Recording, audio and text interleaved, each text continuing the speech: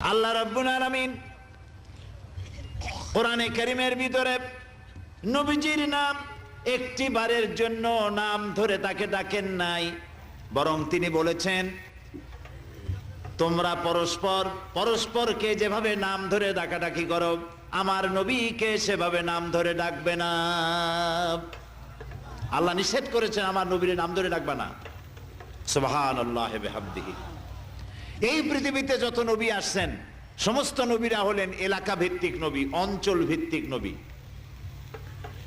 এক এক এলাকার, নূহ আলাইহিস সালাম এক এলাকার, মুসা আলাইহিস সালাম আলাক এলাকার, দাউদ আলাইহিস সালাম আরাক এলাকার, এরকম এলাকা ভাগ ভাগ করা।